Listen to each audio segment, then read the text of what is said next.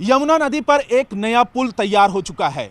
Railway safety commissioner की तरफ से इसका निरीक्षण भी किया जा चुका है, रिपोर्ट बोर्ड में सौंपी जा चुकी है और अब उम्मीद है कि इसके जल्द से जल्द खुलने का, जिसके बाद इस पर ट्रेनों का परिचालन हो सके। ये महत्वपूर्ण इसलिए है क्योंकि मैं अब बाईं तरफ दिखाऊं, वो जो लोहे का पुराना पुल है, लगभग 150 साल पुराना, उस पर ट्रेनों का परिचालन होता है, आवाजाही होती है। अंग्रेजों ने इसका निर्माण कराया था।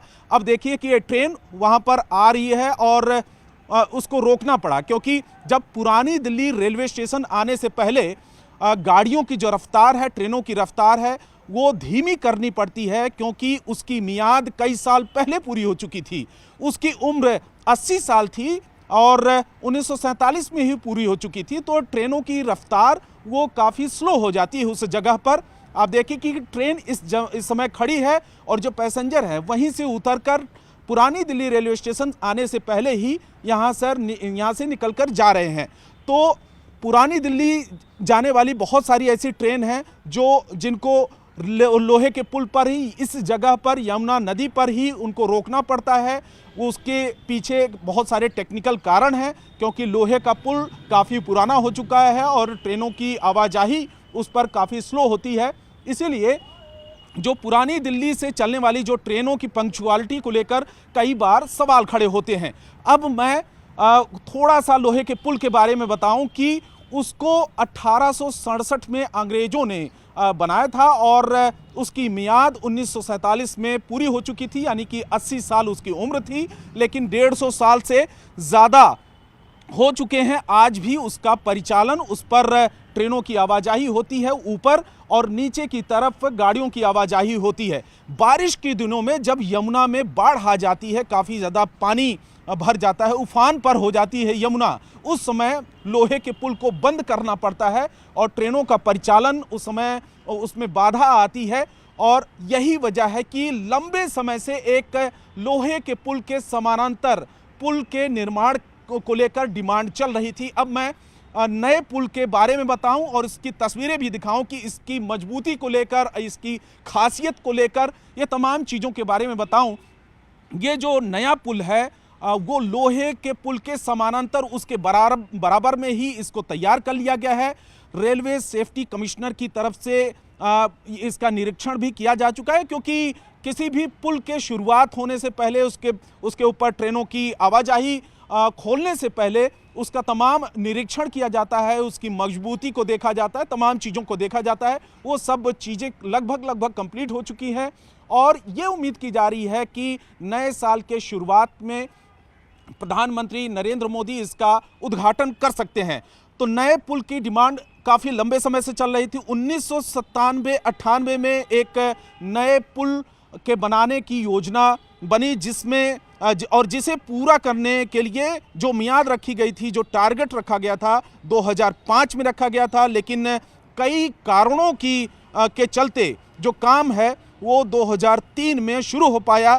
कई जगहों से, कई डिपार्टमेंट्स की तरफ से आपत्तियां थी, बहुत सारी अड़चनें आई, जिसकी वजह से जो निर्माण है उसमें काफ़ी देरी होती गई और धीरे धीरे देरी इतनी ज़्यादा होती गई कि इसको कंप्लीट करने में कई साल लगे और अब 2025 में इसका निर्माण कार्य पूरा हुआ है और ये कंप्लीट हो चुका है।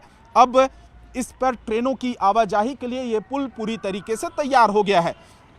फिलहाल जो रेलवे के अधिकारियों के मुताबिक ये 865 मीटर लंबा डबल लाइन पुल है जिसमें आधुनिक तकनीक का इस्तेमाल किया गया है। पुल 25 टन एक्सल लोड सहन करने में सक्षम है, यानी भारी और तेज रफ्तार ट्रेनें भी इस पर गुजर सकेंगी, इसके ज़रिए गुजर सकेंगी। इसकी शुरुआती जो अनुमानित लागत है लगभग 137 करोड़ रुपए थी, लेकिन देरी के कारण लागत लगातार बढ़ती गई और 227 करोड़ रुपए से ज़्यादा हो गई। अब नए पुल के शुरू होने से न सिर्फ ट्रेनों की रफ्तार बल्कि जो समय को लेकर तमाम उंगलियां उठती थी, सवाल खड़े होते थे पुरानी दिल्ली और गाजियाबाद के इस रूट को लेकर, वो उसको लेकर भी अब दिक्कतें कम हो जाएंगी। फिलहाल अब मैं दूसरी तरफ दिखाऊं, कैमरा पर्सन नीरज तिवारी दिखाएं कि ये जो यमुना है, यमुना नदी के ऊपर इस पुल का निर्माण कराया गया है। जब बारिश होती है और हरियाणा से पानी छोड़ा जाता है दिल्ली के लिए, उस समय यमुना नदी उफान पर आ जाती है और यमुना खादर में बसे हुए तमाम लोगों को सुरक्षित जगह पर जाना पड़ता है। जो खेती बाड़ी का काम होता है वो भी डूब के क्षेत्र में आ जाते हैं, वो भी डूब जाते हैं, नुकसान होता है।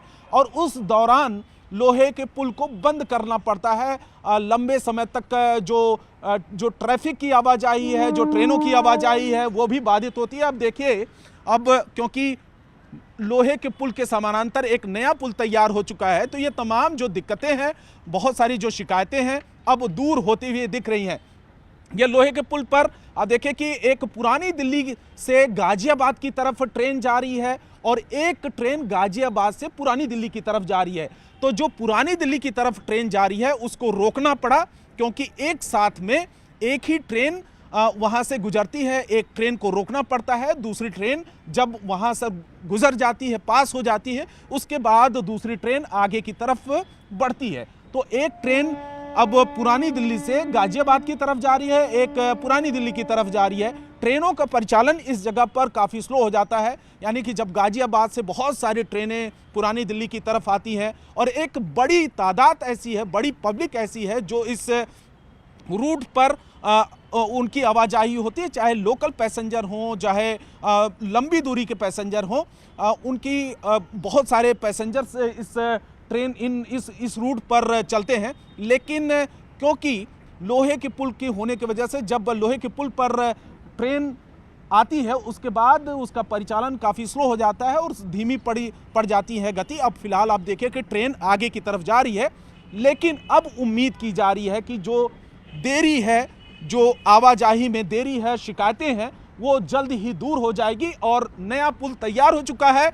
उम्मीद की जा रही है कि जल्द से जल्द इसका उद्घाटन हो और ट्रेनों की आवाजाही इस पर शुरू हो जाए। कैमरामैन नीरज तिवारी के साथ रवि सिंह, दिल्ली, न्यूज़ 18 इंडिया।